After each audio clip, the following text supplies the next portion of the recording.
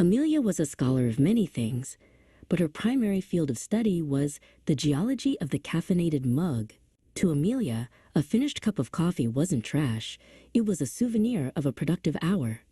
Her desk was less of a workspace and more of a crowded skyline of ceramic towers, each holding a dark, stagnant secret at the bottom. Her roommate, Leo, did not share her appreciation for living history. He preferred things like visibility and not smelling like fermented oat milk.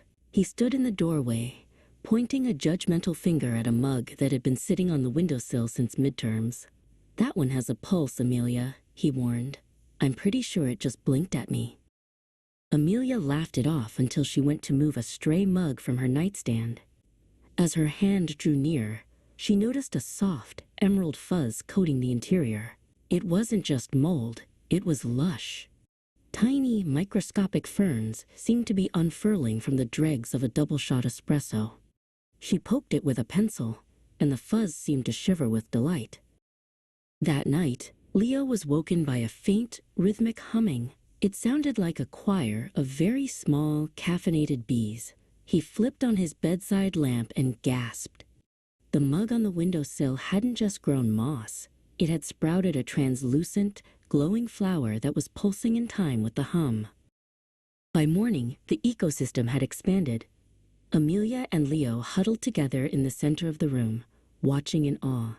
The Earl Grey mug on the bookshelf had developed a tiny waterfall of condensation that fed a miniature rainforest.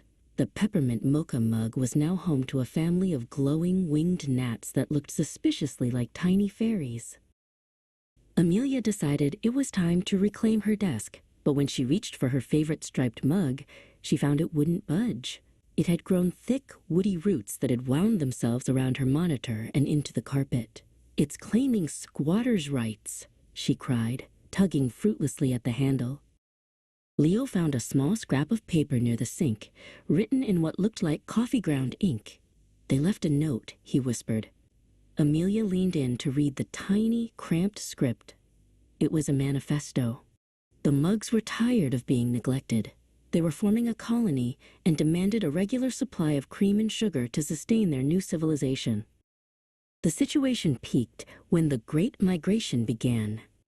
Leo watched from his bed as the mugs began to shuffle. Using their root legs and mossy bellies, the ceramic fleet began to slide slowly across the floor toward the kitchen, leaving a trail of damp soil and caffeine-scented slime in their wake.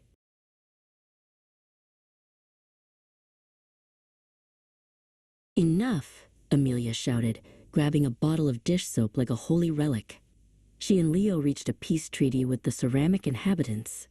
One by one, they carefully relocated the tiny forests to actual pots and began the long, bubbly process of scrubbing. The mugs didn't go quietly. They foamed and hissed, but eventually the porcelain shone once more.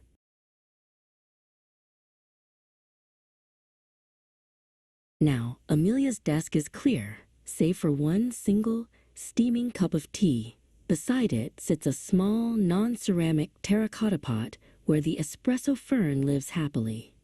Leo is much happier, though he still checks his own shoes for moss every morning just to be safe. Amelia learned her lesson. Some things are better left uncultivated.